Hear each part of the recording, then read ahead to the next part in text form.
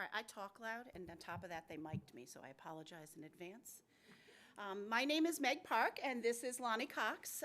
I am a consultant with VRM Advocate, while Loni is one of your live res support specialists. So some of you may have exchanged emails or had conversations with her in the past, and now you get to see her in person. But today what we want to talk to you guys about is your CRM. So I want to start by asking a question. Who here is using your CRM in live res? Okay. Who here has looked at the messages they loaded into their CRM in the last 6 months? How often do you do that? So I'm going to say, do you do it every 6 months? Do you do it once a year? You can raise hands. Do you do it every 18 months? Okay. Look, people. So one of the things we want to do is we want to talk to you about the importance of the CRM and what it does from a marketing perspective and a communication perspective. And really what that is, a lot of that goes back to the design that you use in your CRM. So that's really what we're going to do. We're going to talk about what makes a really good email, what gets an email opened, read, what gets them to take action, and then Loni's going to sit down and actually show you guys a little bit about how to actually design, using the WYSIWYG and the different elements that when I was a partner, it took me probably about 4 years to be like, oh, WYSIWYG, this is fun.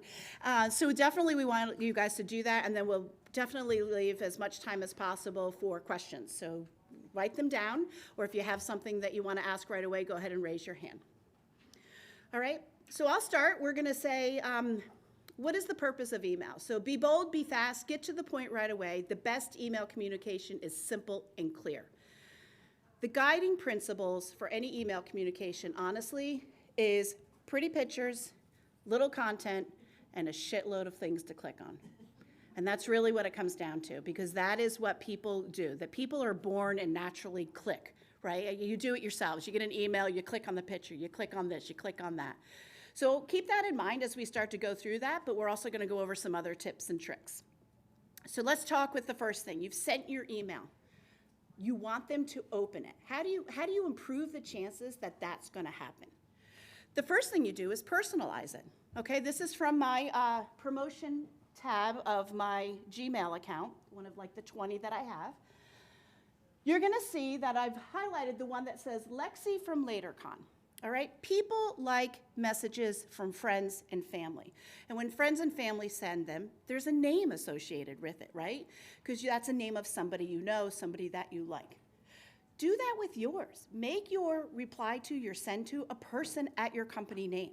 Or make it read that it's Meg from Beach Properties or, wherever, Loni from LiveRes. There's a greater chance, because of that personalization, that people are actually going to open it because they're going to naturally, in a really random way or in the back of their mind without realizing it, think that you're a friend or a family.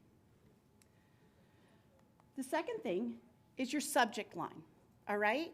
So subject lines really is what kind of gets people, and you've probably seen a wide variety of them. So I'm going to tell you a funny story. For 13 and a half years, I worked with a company on Hilton Head, and probably about the 8th or 9th year in, we inadvertently sent an email out of Constant Contact, and the subject line was, enter subject here. That got the highest open rate of any email, and we sent a lot of emails. Nobody sends emails, and I do not recommend that you do that. Don't do that. It's like a real novice mistake, 7 years in, really bad, but it happens. But we always laughed at that, because it was catchy, right? Nobody sends that, so it stood out. It was different. Things like fear of missing out, vanity, curiosity, being funny, talking greed, like money, or pain points. These are things that people can associate and makes them engaged in a subconscious way that they're going to want to click and open it. One of the other guidelines is don't do really long subject lines. I've seen some really long subject lines. Remember that over 50% of your emails, no matter if they're coming out of your CRM, Constant Contact, or MailChimp, are being read on mobile devices. So always keep in mind, try to stay under 60 characters and less than 9 words. And punctuation. Okay, I am the worst person with the 17 exclamation points after everything. And it's been a habit in my 51 years that's been very difficult for me to break. But it is a way, having too much punctuation actually is a trigger for your emails to be sent to spam. So you want to be careful about that and make sure that you're not doing it too many. You know, if you're doing things like limited time offer or 1 day only, and you put a period after it, and then you say, you know, book now and save big with an exclamation, that's fine, right? I'm not saying don't use proper grammar, because that doesn't look good either, but try not to get carried away. And the same with the emojis. So you can't do that in the CRM per se, but you know, a lot of the stuff we're talking about is really good if you use Constant Contact, MailChimp, or SendGrid, or any of those bulk email platforms. Try not to use too many emojis. Really, 1, maybe 2, but don't get carried away. It's not good, and it can also trigger you to be spammy. Always keep in mind that the basic premise of marketing is the right message to the right person at the right time. So your subject line needs to keep that in consideration as well. Are you sending them a message at the right time that they want or need to take action on it? And I always use the same example, and that's travel insurance, all right? Sending an email, you know, a lot of people, you end up saying, when you send the confirmation, if you didn't sell it to them over the phone or they didn't select it when they booked online, you send them a follow-up email, or you include it in that confirmation email and say, hey, travel insurance is recommended, these are the policies we offer, or you feed it back to a page on your website that details why they should have travel insurance. But it's also good to send a reminder. You know, a majority of the policies, and it does vary by company, but usually if you purchase travel insurance within 20 days of booking, and once again, check with your insurance policies, you will be covered even for pre-existing conditions. So I always used to like to send an email out like that 14th or 15th day saying, hey, you only have a couple days left to be covered for pre-existing conditions with your travel insurance, and we highly recommend it. So once again, it's timing a message at the right time where they can take action immediately. So you got them to open it, right? Now you want them to actually read it.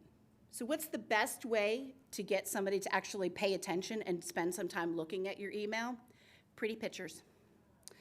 Pictures that engage. Pictures that allow the potential traveler or your customer to actually feel like they're at your destination, that they are at your property, that they're enjoying the amenities, that they're in the hot tub, that they're on the beach, that they're snowboarding or skiing.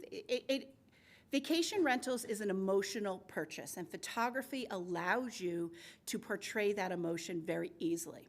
Once again, it's human nature, a subconscious thing. People are attracted to good quality images. The other thing is that you want to make sure from a technical point that they load quickly. So in the CRM, you are limited to image sizes of 500 kilobytes or less. So make sure that you use a program or you pay attention that when you're loading images into your CRM messaging or any email platform, that you adhere to that. If not, they just will not load. And there's nothing more annoying than when you're on your cell phone and you're seeing the image like slowly come down. You know, people a lot of times, they're not patient. It's a fast-paced world. Everybody's moving, have tons of things to do. So you want to make sure that your images load correctly, that they load quickly, and that they evoke emotion. The other thing is catchy headlines. So you got them in, right? You got the pretty picture, they're kind of looking at it. Now you got to get them to take action. You want them to actually, you got to tell them what they're doing. You have to tell them why you're sending this email. Why do they need to read this even farther? And that's your headlines. You know, so once again, keep it short because you have to design for mobile devices. You don't need a headline that's 10 lines long, right? Keep it under 7 words. Ask a question. You know, there's an old thing that says that if you give somebody a gift, they are naturally inclined to give you a gift in return. And it's the same thing. If you ask somebody a question, they're naturally inclined to answer that question or try to answer that question. The other thing you can do is fill a need, you know, by informing them, letting them know of events going on in your community, letting them know that they have 3 days till their arrival and you're super excited for them to be joining you. Or make an announcement, you know, save big, you know, lock in your stay now, you know, plan your vacation, your summer vacation. Anything that is an announcement, which once again with only 1 exclamation point, is a great way to actually get people to continue reading. Language and tone. So try to be friendly. I taught a marketing class before this, and one of the things that you need to define in your brand is your voice. What is the voice of your brand? Are you funny? Are you serious? Are you high-end? Make sure that you continue that language and that tone and that voice in all of your messaging, whether in the CRM or in any of your bulk emails. And don't use big words. It is common practice in marketing that you have to speak to the third grade level. So anybody who has a third grader, that's your best test audience out there. Just have them read the email and make sure they understand it. And then finally, when you write content, right, when you have snippets of content dispersed throughout your email, try to keep it short, 25 to 100 words.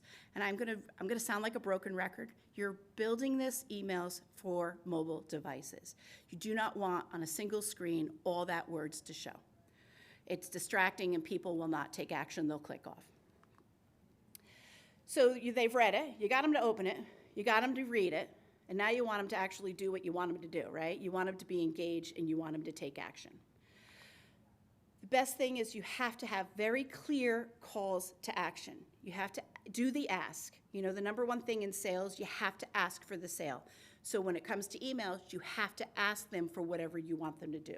Book now, learn more, shop now, find a showroom, find a property, find your perfect vacation rental. Things like that, do use time, today only. These are all words that you can use in the buttons or the click points that you have within your email to get people to actually take action. Use colors that are bright, that stand out. Make all of your buttons and all of your emails the same color and make that color different from any of your other brand colors. Have a button color that you use over and over. Consistency like that, guests will know automatically that that's an action button, that that's something that they need to take action on. And like I said, be creative and make sure that whatever you write in that button or in that link is exactly what they're gonna get, where they're gonna be taken, what they're gonna be able to look at, what they're gonna be able to see. The other thing is making sure that they receive the email at the right time. So this is the right message at the right time. You have to make, the email should fulfill a need or a topic that they have interest in at that specific time or close to it. I mean, we're not all psychic, so that's fine. But one of the things I see a lot of partners do sometimes is you send welcome to our destination email and you send it like 3 or 4 weeks in advance. Majority of people have not really looked, you know, they've booked, right? They've been booked for 6 months, 9 months, a year, 2 years, whatever.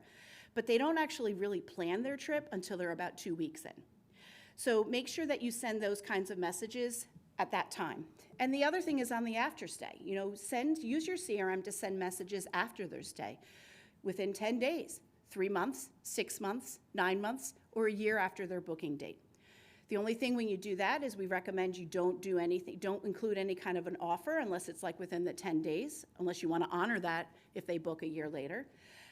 And make sure that it should be a general topic. I usually like those emails to be more about why to come back to our destination, and as you get a little farther out, why your properties are the best, why your brand is the best, why your company is the one that they should be working to. You have to make sure you don't flood their inbox too. Don't send too many. It's a fine line with a mix. You want to be communicative, you want to keep your brand in front of them, but at the same time, you don't want them to opt out or unsubscribe. You know, it's $1.25 is the average value of an email. And every time somebody unsubscribes, you lost $1.25. And that doesn't seem like much. Nowadays, it doesn't really even buy anything, but it adds up quickly. So make sure that you're not sending too much. Think a drip campaign, a little information, a little information, a little information, spaced out, timely manner, right time, right message. So now I'm going to turn it over to Loni, who's actually going to talk about the CRM in LiveRes and how to get emails that actually will get noticed. Ready? I pass the clicker to you. Thank you. Hello. Okay, so how many of you guys use our Help Center articles or read them? Perfect. Did you guys know that we have templates already in the Help Center article that you guys can copy and paste so you don't have to start over again? Yes, no, maybe? Okay, perfect. So we have 10 different templates in our pattern library in our Help Center, which, you know, you can pick which ones you want. If you don't want to make your own, we already have them in there. And you can link your template to a template group as well. So if you have houses that are pet friendly, you can link all of those templates to the same group, so you don't have to keep sending out separate emails. Same with hot tubs, grills, etc. And the WYSIWYG, how many of you guys know what the WYSIWYG is? Okay, perfect. So our WYSIWYG is a big thing on our templates. I'll get there in a second. It's a big thing. But anyways, so let's see here. I'm going to skip this one really quick. So this is the WYSIWYG. When you go to your CRM, you'll see this WYSIWYG here. I wish I had like a pointer.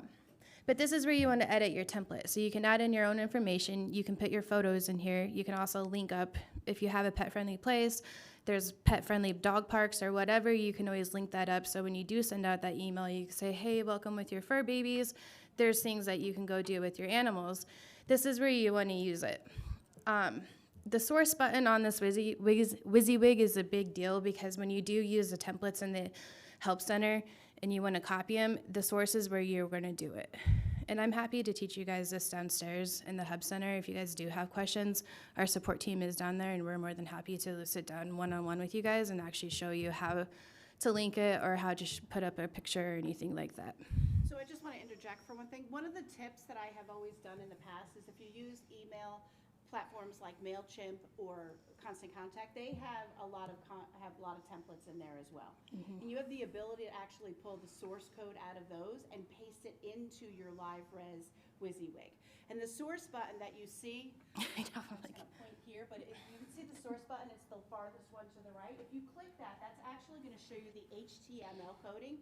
So that's all the gibberish that actually makes the emails look really, really pretty. So that is another cheat kind of thing if you're not a good designer. I can describe things and I can copy things, but do not ask me to make anything from scratch, which is why I love the WYSIWYG. I encourage you guys to take time, spend an hour if you do not already know the WYSIWYG pretty well. This is the same WYSIWYG that you use to design web pages. It's the same exact one, so everything you see here you can use for web pages as well. So, and vice versa. If you're really good on the web pages, make your emails that interactive. Make the designs of those emails the same. Use the format, use the styles, change the fonts, change the size. Censor it, don't censor it, justify it, don't justify it. Play with all these, see how it looks. Make sure that you, when you do make an email, that you actually go to a reservation. I usually use an owner's reservation, compose a message, send that email to yourself. See how it looks on your mobile device. See how it looks on a desktop. See how it looks on a tablet. Sometimes the alignment can be thrown off between the two, and you're going to want to make tweaks. A lot of times, for new guests, your emails are really, after your website, are your first introduction to your brand and to your company. Put your best foot forward. Make sure they're clean, simple, informative. They are interactive. Like I said before, they have a lot of links. Use different, you see some of the websites have the bar that highlights it with the words. Use all of that. That all is from the WYSIWYG. That's no special coding. That's all stuff that's built and made in the WYSIWYG. Go ahead. Thanks. So this is me again. So one of the other tips I use is there is a website called Canva. Has anybody heard of Canva? It's like the rage now. I love Canva because I use it to design a lot of headers for my emails. You always want to have your logo usually on the top or some kind of item like that. And what's great about Canva is you literally go design email header. Like it's not difficult, and you can download it as a PNG, which will give you that smaller size file that you need that'll load well and still look good. So make sure you use get a Canva account, take a look at it, and play around with it. I also do that to make buttons, like image buttons, category buttons on your emails. I'll do an email. It has 4. You can use, in the WYSIWYG, there is a table functionality. You can use that table functionality to create a table so that you have 2 images and 2 images. So that helps you actually design your emails out as well. And doing that, you can actually create categories, like you see the rentals with pool access. You make that image clickable. I would recommend that you make every image in your email clickable to something that's relevant, because once again, we want a shitload of links, right? We want to give them as many options as we can to drive traffic back to your website. Use some of the fonts. You see that wishing you a happy and healthy Thanksgiving? That's a font that's in Canva that's not in LiveRes. So when I put that in and make a topper for the the middle of my email, it's an image. The guest doesn't necessarily know that. The person receiving it doesn't know it, but it actually adds a nice digital design detail to it that's welcoming and can be enjoyed and actually make people get engaged even more. The other thing that Canva has that's really awesome is they have a ton of stock photos. So I actually pay for a Canva account, which gets you even more stock photos. But like when the whole rage about was cleaning and what's your cleaning standards and what you do, and everybody was adding this to their website and they were sending in an email, it was the hottest topic, most important thing. Guests wanted to know that more than they wanted to know what view they had. There's great imagery in there for you to do it. You don't have to run out and take a photo or hire somebody to take a photo. There is a ton of images in there that you can use. Go back. Go back one more.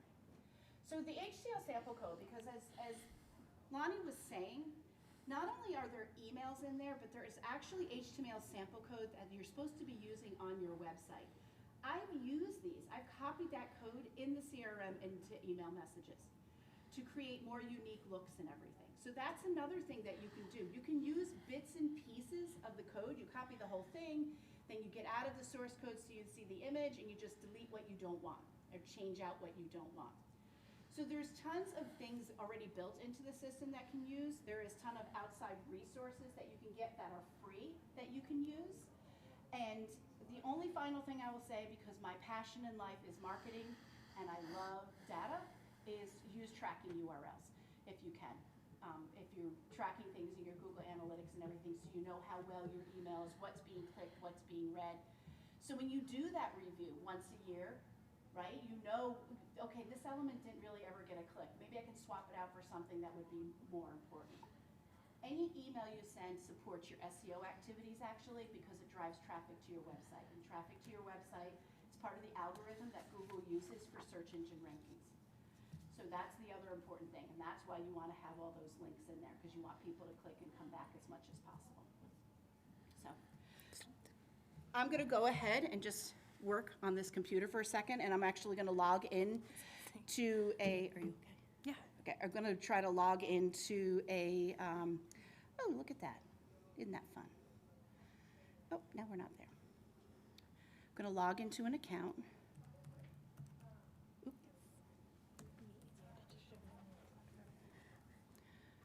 Oh, see, I like it better on my computer, .liveres.com. I feel pressure. I don't type well, people.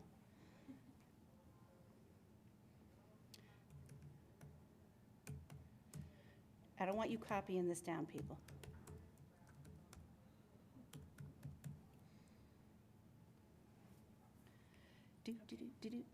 So we're going to go to Tools, CRM,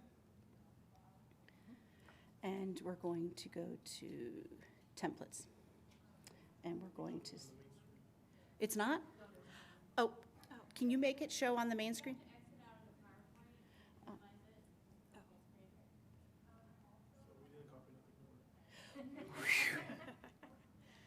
I'm just going to get out of here.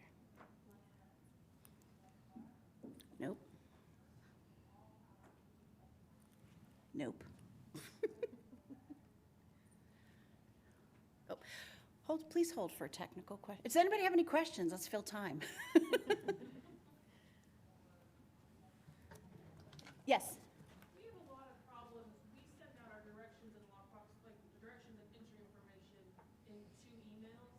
Do you find that it's better to do 1 email with directions and entry information?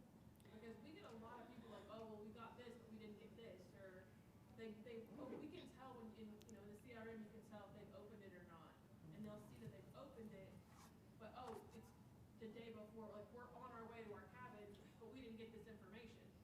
What's a better way to make sure that they get it? Like, how could we, instead of just saying directions or entry information, important, what's a way we can get them to remember, you got this? I have to be honest with you. Do you use like Point Central or any of those locks? No, I live in the mountains, so. It doesn't work there. Yeah. Yeah, I know. So the hardest part honestly, the hardest part with providing some of that information too early on, it's a security risk. Owners, a lot of times I hear complain because they don't want that information out there, especially because those codes and locks, if somebody departs, they can literally go back in at any time. You almost lose a little bit of control. But I totally understand you can't. I've worked with clients in the mountains and it doesn't work. I always send an email, the week before, because if you don't, they're going to be calling and saying, I never got anything, I need my stuff, right? We were doing it 2 weeks, and now we've gone to 3 days, and we're still.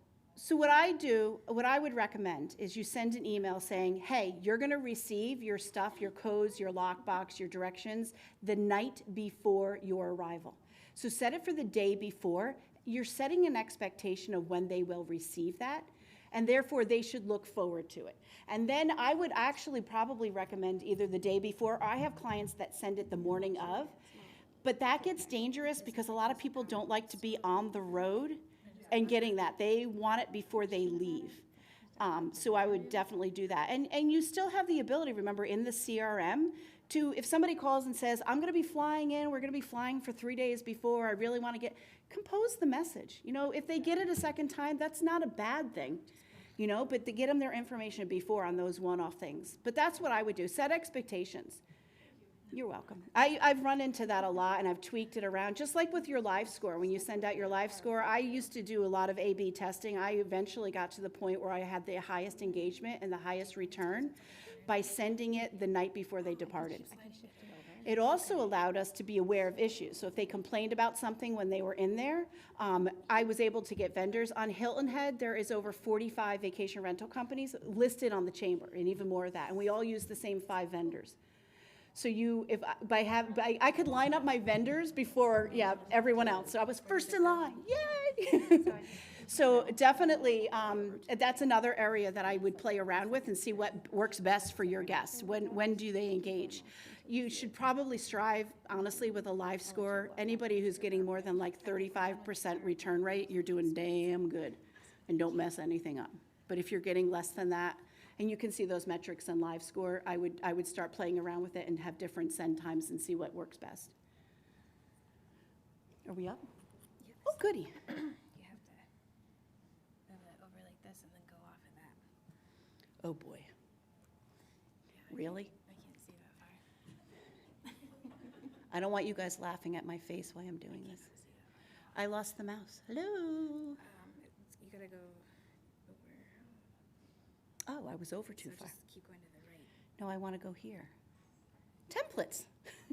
Okay. And we're going to create a new template. And my client is probably like, what the hell are you doing? All right, so I'm just going to do some design stuff in here.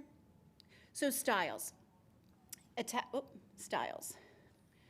My favorite is this one, which creates that bar across because it breaks emails, right? So if you have a section and then you want to do featured properties underneath that, this is a great way to kind of like segment the email itself into different categories almost. So that, and then you just type in F-E-A-T-U. Am I spelling it right? Yes. You be my eyes. Okay. Right? And you still have the ability when it's in here to highlight it, to center it, to bold it, to make it bigger, ooh, to change the font,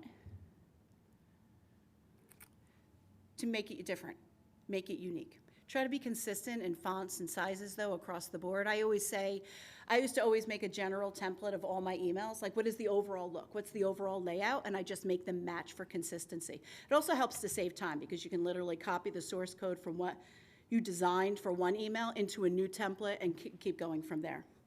So I talked to you guys about making the table. So the table, where is that? Nope. Nope.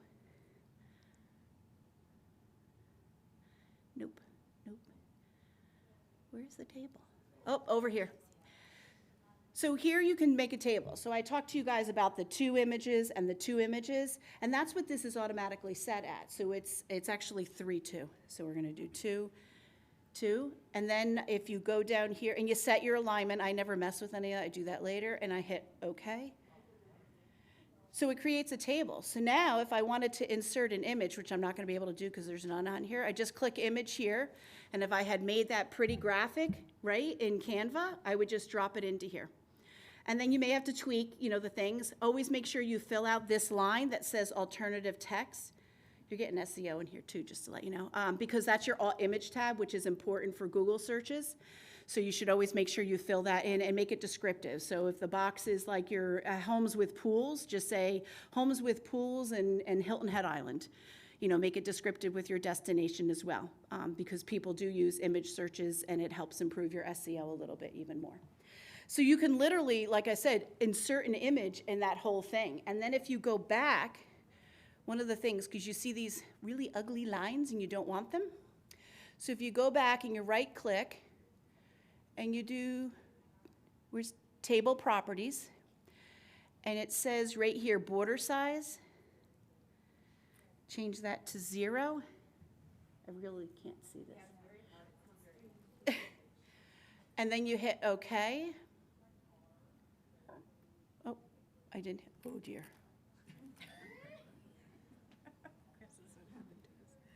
How do you go back? Control Z? Nope, that didn't work. What did I hit? Go to the left a little, and then go up. Oh, you went too far. This is to forward. No, That should be back, yeah. and it's not working. Ah, There we go. thank God. And then hit OK. They become invisible. You'll see them on here, but on a real email, you won't see them at all. So another thing I like in the WYSIWYG, here's your source. So we want to see what the code is for that. Can we pull up the help center and show them? That's, yep, that is the code that you would copy and paste, which we do this. The other thing is if you want to insert a horizontal line, just a line rather than that bar that I showed you, you can insert that in there and actually change the thickness of it and the color of it so it matches what you want it to do. The other style, I played around with all these styles. Oh.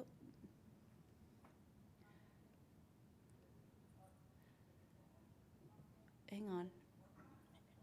Italic, subtitles, highlight things, big, small, a typewriter.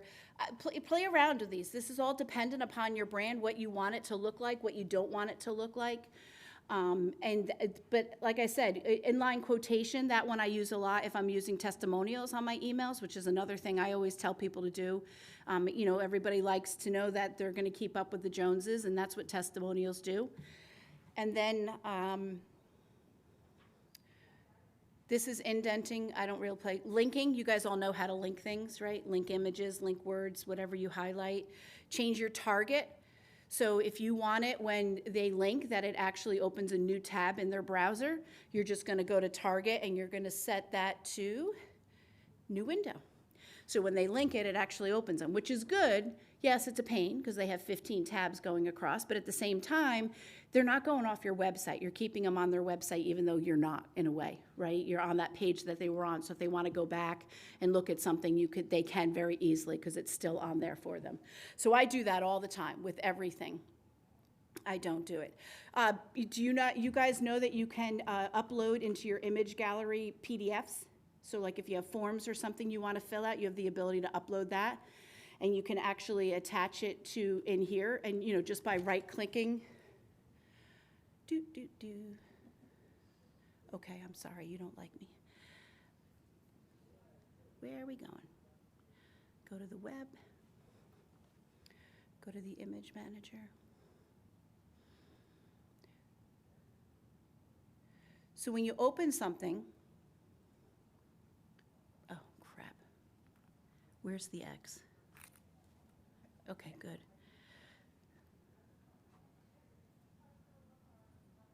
Nope, that's not it either. View.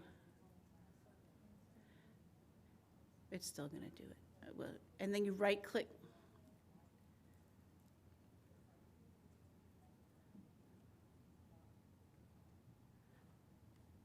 This is like such a weird thing. I've never done it separate. If you right-click on it, and you copy the image address, then you can actually upload images that way as well if it's already in there. But that's also how I link to PDFs.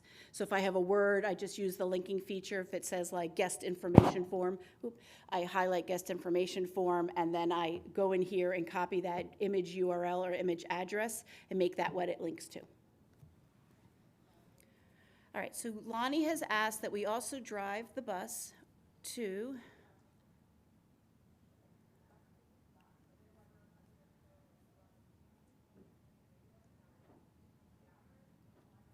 the Help Center. I know a lot of you said that you saw that in there, but I'm going to show you how I do it because I can never find it. And I literally type in CRM. If you also type in pattern library, it pulls it up too. And there's the messages. Or she was saying that if you type in pattern library, you do it. So this here's your HTML code. This is what it would look like visually. So you want to copy the HTML code. So right-click, Control-A. Oh, I right-clicked everything out. Like, could we change, like, the things to do? You're going to, Background, can that be changed? yep, yep. So if I, I mean, like, is it supposed to be like not clear? well, so the problem, that's a whole image. So that's where Shane actually went in and made an image and put that banner on. So you're literally going to have to recreate the whole image. So that's where you're going to use Canva and kind of make that image and then upload an entirely new image in there. I think we took that over, and I'm like, I know, and a lot of times if you're a beach destination, it's a picture of a mountain, yet there's a big disconnect there. People get really confused, and I've seen emails like that. Well, we always laugh. We've actually on Hilton Head, I used to always get criticized because I would sometimes find a stock photo. I'm like, oh, this is beautiful. It totally embraces what I want to say, except the water was too blue.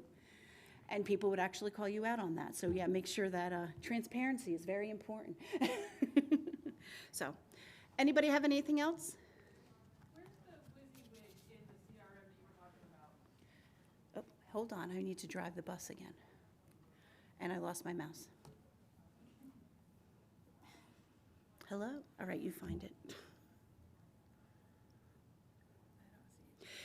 I'll describe it to you.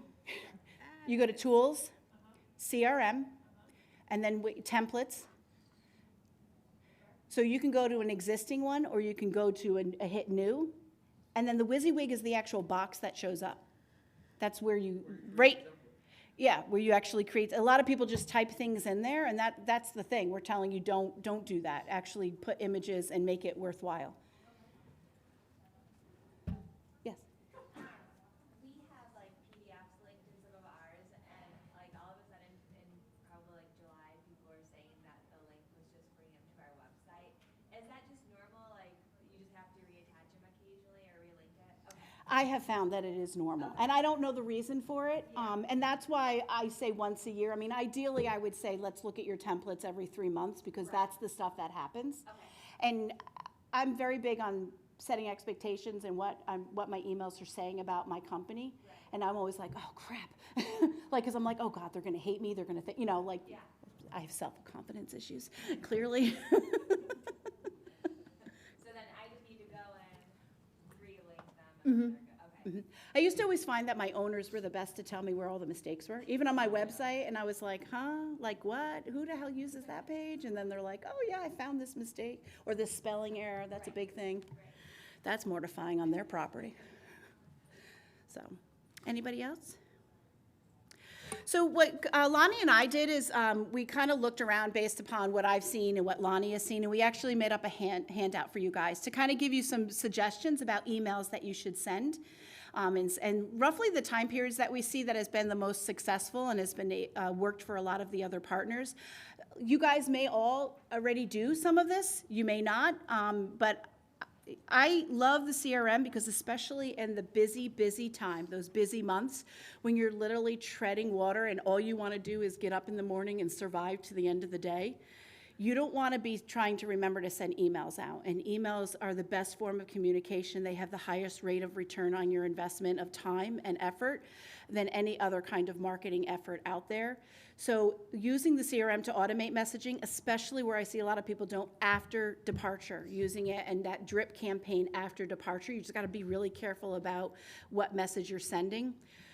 The other message, one thing I did not mention that I probably should when I talked about personalization, I am very hesitant to use the macro in the subject line or the email on any of the automated messaging. I'd rather you say, dear guests, dear fellow traveler, something a little bit general and more welcoming like that. Because of the fact that how many times do you have a business or a company or an LLC that rents a property and it says, Dear Twin Pines LLC. You know, there's tweaks. You spell a name wrong inadvertently, you didn't mean to, but it happens.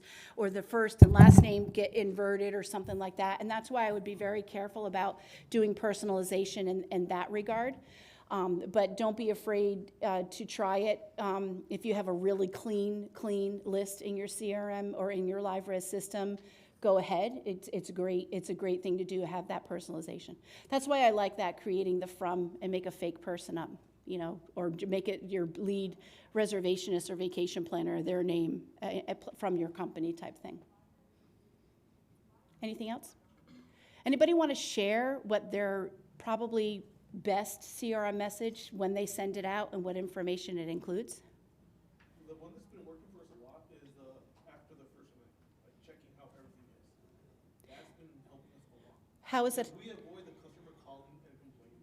Exactly. And actually it's sent as soon as it turns at 12:01 a.m. in the morning, they send it. But first thing they do is they always check their phone. And I mean, that's been helping us a lot. It helps. We have customers actually more happier because we're checking on them. Exactly. Than them calling, hey, you know what, we are complaining because this and this and this and that. You're getting ahead of it, right? You're getting ahead of the situation so that they don't check out and then you're finding out the issue and then they're demanding money back. I mean, they Yeah. send us an email even though we're closed. I mean, first thing in the morning, I open and I check the emails and I see the email. Mhm. And it's happened before we used to do that. People come calling every day, like as soon as I open, people calling, complaining.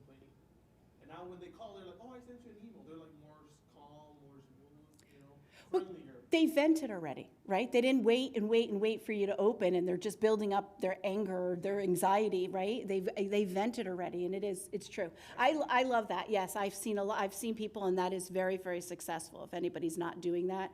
We used to actually call everybody, but we had over 400 properties right before I left, and it was next to impossible. So we moved to the email format, and it actually worked just as well as a phone call. Yep. So the day after they check in, it's scheduled to go out at 1:14 a.m. the day after they checking in, saying, hey, welcome, we hope you're having a good vacation. You know, give us a call if there's anything we can do to make your vacation better. It goes back to the same thing with vendors. If you're in a destination that's a week to week, like some of the coastal resorts are and on the eastern coast, they're locked into week to week. So everybody wants to use the vendors on that same exact day. And also by getting that information a little bit earlier, as long as the guest is open to the vendors coming in, it allows you to actually get vendors on what would be their off days and get a problem solved for the next guest, right? Not only the one in-house. Yes? So what do you think about texting information instead of just emailing? I'll be honest with you, I would tell you to look at what your target audience is. I would tell you to look at what generation a majority of your guests are in. You know, if you have if you're in a destination that has a majority of senior citizens potentially or something, I would say probably stick with email or phone call, just because that's what their generation is used to. They've kind of grown to accept. Texting, yeah, some people are, but definitely if you have a lower target audience age range, you know, that 25 to 44 age range, texting probably gets a higher return rate than emails at this time. You got to speak their language. Right, and the same thing. The CRM is. Do they still have text messaging built in? Yeah. Yeah, you can text. There's a way to text from LiveRes too. What you thought about it, because I tend to text a lot. I'm 56, but in that whole area, I don't know. I just love texting, and I feel like a lot of times I actually get more response that way than I do from emails.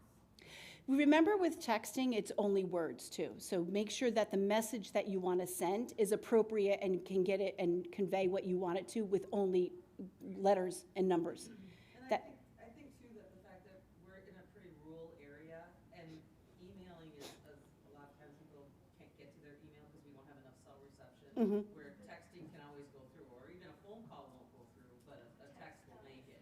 Yeah, There's also something else as well. I mean, sometimes you don't have phone reception, but you do have Wi-Fi. yep, That's Right. more personal. Yeah, and we have that same situation where we live in a mountain town, and we'll call the guests, we'll leave a message, but if it's something especially time sensitive, we'll send a text, and I'll get a response faster with a text than I will a phone call. Because I know personally, even though I'm a realtor and a property manager, I don't always answer my phone when there's a weird number coming up. I don't. Where I if just it's don't. business, I'll call you back by end of business, but I don't wanna talk to people all the time. I do it enough in the office. Set your limits, right? That's what you're saying? Yeah, set your limits, yeah, I don't wanna go to Dollywood and deal with work. yeah. My personal opinion think it would be cover messages and email. Because even though if they get a message and not the email, once they have service, they're gonna be like, oh, they sent me an email. They weren't on that as well. I think a well-crafted program is a mixture of all of this, right? Even the phone calls. There is a time when a phone call is really the best. If you have a guest who's upset, don't send them an email or a text message to say you resolved their issue unless they've asked you to. That's a phone call situation because you want to make sure that you're giving them the full, hospitable, right? You're doing that extra mile, that personalization to them and resolving their issue. It really will cut down on the request for any kind of a refund or something. Yeah. Sorry. Texting also helps to have things in writing, so when Exactly. you request that money or the chargeback or Airbnb, you've got documentation too. Yep. You, Yeah, so we are sending out a text message through the CRM, but, and maybe you guys can't answer this question, but I'm not sure if the phone number has to be formatted a specific way for it to work, because actually, phone numbers that come in from VRBO always have +1, and they only come in to the phone block. You have to copy it and paste it into the cell phone, block, whatever, field. And I'm never sure if I'm supposed to modify that format for it to work. I find that they work best with a +1 So leave the +1. and no spaces. Take it, so, okay, because they come in all different ways. Some have parentheses, some don't, some have dashes. it's how they type it into VRBO is what I've always found, yeah. You kind of have to go in there, if you're gonna send text, I check every cell phone block to make sure, otherwise it. See, that's something that should happen. They should be able to set a setting in the system that it automatically replicates, especially if they So have there is a policies. specific format. Because they have a lot more work. No spaces, no dash. You can make that suggestion to the team. So, anything else? Does anybody else, we heard about the one, and then we went all over. Anybody else have a CRM message that they think that gets them a really good traction, makes them look good? Sending out the things to do email. Do you direct them when the things to do back to your website or back to the thing to do website? We have a drop down for things to do on our website, so we can send it after they've booked, and we'll do our website and the chamber website. Because we don't wanna send them to the chamber where they can go find other rental companies. Exactly. We want them to stay with us, so we send it afterwards and we'll send it to our website and the chamber. Yeah. Yes. I send out about 3 days prior, I send out a questions and concerns, personally from me. I have it set up so it does it automatically, but it has my name on it. And I just ask if they have any questions and concerns. I remind them that they should have their arrival instructions. And then I also, because we don't do towels and stuff, I also remind them to bring their towels. And I get a lot of thank yous for that. I love the thank yous. They're very polite people. Not everybody does that. Yes. We send out a template about a week before they arrive that we kind of have fun with, so it's, we hope you're excited about your upcoming visit to Highlands, and then I have adventures right around the corner, and then I have, links to different things, and I've named the links like take a hike, cast a line. Perfect. Get back on the bike, picnic in the park. Then I have play golf, and I have a list of all the golf courses, and I have in bold it says cook. Highlands is known for its world-class restaurants, so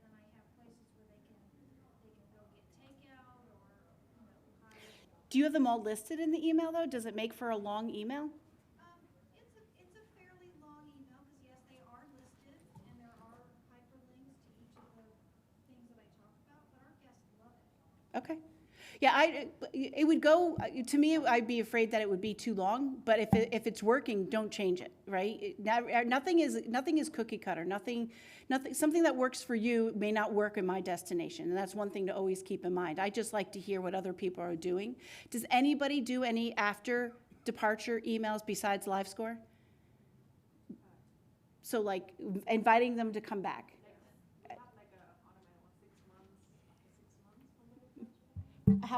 When do you send yours? We do a 90-day one and then a 6-month one. So like beginning of the year, it sends out like January. Somebody else had their hands raised. 6 months. 10 months, Why 10? that's what Denny decided. And I didn't win the argument. Oh, I get it, yeah. So on that topic, it also depends really on how ahead of time they book at your place as well, so.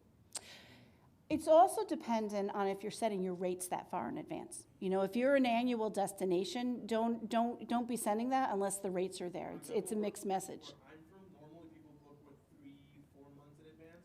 Couple properties like a year in advance, but now with COVID wise, actually our the booking windows come to like 2 weeks to even a week. Yeah, that'll probably go back a little bit to normal, but it'll probably take a couple years to get that. And did you tweak your sending when you saw that booking window's gotten shorter? Did you make any changes? Oh, yeah. I've been planning on doing it, I always forget. Hopefully my manager doesn't hear me. We won't tell on you. I used to always say my list of things to do is longer than a roll of toilet paper, so I totally get it. Yeah, you're like, I have all these great ideas. I came back from conference. I have all this stuff. I remember 1 or 2 out of 10 ideas. I know, yeah. And then you come to conference the next year and you're like, oh, crap. So, one of the things, Hilton Head was an annual destination. The same families came, and they either came as kids, so their grandparents came. So it really was. And I actually would do, when I sent the LiveScore out or anything, I had a section in there to book, and they would get a small discount. And we would literally get phone calls while they're driving home to go ahead and book the property for next year. But like I said, you have to have your rate set that far in advance. You have to be prepared for that. In order to really facilitate it. And you also have to have I would recommend to make sure your website is, unless you want to do that first right of refusal kind of a thing, to go ahead and open your calendars really far, 2 years, I'm really bad, 2 years in advance, because across the board, industry-wide, we're seeing people, because everything is so popular and booking up, like even for next summer right now, people are already booking into 2023. So. Jessica can adhere to that. So, anything else? Well, guys, thank you very much for joining us. Loni and I are around, like Loni said. If anybody wants to sit down, the team is downstairs in the Partner Hub to help you guys hands-on. And that's not just with your templates. If you actually go into the app for the conference, you can actually schedule a time with website design, with live lists. If you wanted to look at onboarding that, any of the areas within LiveRes, you can set down. And I love the hands-on. I mean, working with somebody side by side has been very, very helpful in the past for me. But we're going to be around as well, so if you have any questions you think of later on, don't hesitate to ask either one of us. All right? Thank you. Thank you. You okay? Huh? You okay? Yeah. All right, sorry. I wish I had my computer so I could actually show them.